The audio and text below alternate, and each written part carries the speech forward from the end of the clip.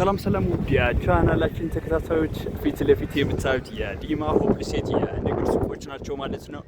ይሄኛው አፓርትመንት ይሄ የዲማ ሆፕ ስቴት የንግድ ሱቆችና መኖሪያ ቤት አፓርትመንቶችን በጋራ የያዘ እጅግ በጣም ቅንጡ አፓርትመንት ነው።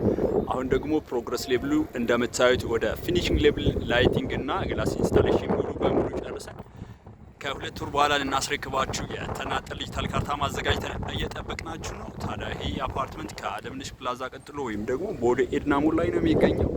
የንግድ ሱቅ ቢኖራችሁ ከምንም በላይ ደግሞ አዋጭ የኢንቨስትመንት አማራጭ ነው። ቦሌ ኤድና ሞል ላይ የንግድ ሱቅ በጥሩ የምታከራዩት ታዲያ ደግሞ ፕሮዳክታችሁን በቀላሉና ለኢንተርናሽናል ሰዎች የምታስተዋውቁበት ኤሪያ ነው ቦሌ ኤድና ሞል። ታዲያ ከካር ጀምራችሁ የንግድ ሱቅ ብትገዙ ብታከራዩት ልክ እንደዚህ እንደ አለምነሽ ፕላዛ አይነት ናቸው የንግድ ሱቆቹ የሚሆኑት ማለት ነው። ታዲያ ለተለያየ ፐርፖዝ የሚሆኑ የንግድ ሱቆች ነው። እኛ ደግሞ በቦሌ ኤድና ሞል ላይ እየሸጥን ነው የምንገኘው። የመኖሪያ ቤት አፓርትመንቶች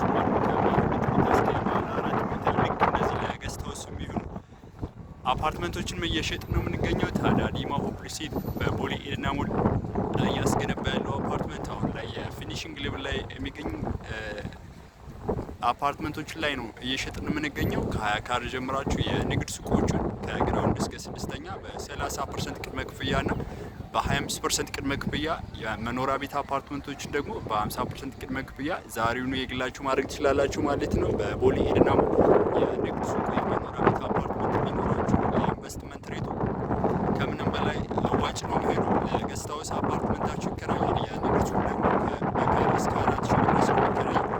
20 ካሬ ደግሞ እኛ ጋር የምትገዙ እስከ 80,000 ብር ይከራይላችኋል ማለት ነው። ከዚህ አንጻር ኢንቨስትመንት ሬቱ ከምንም በላይ በጣም ከፍተኛ ነው። የንግድ ሱቅ ቢኖራችሁ አዲስ አበባ ስቴዲየም አሁን ይከፈታል። እንደምታዩት መንገዱ ደግሞ ሙሉ በሙሉ ተጠናቆ አገልግሎት ጀምሯል። የእግረኛ ብስክሌት እንደምታዩት ቦሌ ሃይስኩል ፊት ለፊት ነው ያለሁት። ቦሌ ሃይስኩል ፊት ለፊት ወደ 50 ሜትር ገባ ተብሎበታል ማለት ነው።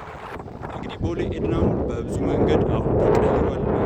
መንገዱ አምሮበት ግሪን ኤሪያዎችም እንደዚህ 22 ጎላጎል የሚወስደው መንገድ ለብዙ ጊዜ ተበላሽቶ የቆየ መንገድ ነው። አሁን ደግሞ ሙሉ በሙሉ ተጠናቅቆ ስራ ጀምሯል ማለት ነው። እኛ አፓርትመንታችን በ10 ውስጥ እንደዚህ ገንብተን አድርሰንላችኋል። አሁን የተናጠል ዲጂታል ካርታችሁ ጋር ነው የምትረከቡት። ሱቅ ላይ መኖሪያ ቤት ስትገዙ እናንተም ስለ እነዚህ የንግድ ሱቆችና መኖሪያ ቤት አፓርትመንቶች መረጃ ስትፈልጉ ሙሉ መረጃ ሼር ማድረጋችሁናል ማለት ነው። እታች በማስቀመጥላችሁ ስልክ ኮንታክት ብታደርጉኝ እኔ ካሳሁን እባላለሁ። የዲማ ሆፕ ስቴት የሽያጭ አማካሪ ነው።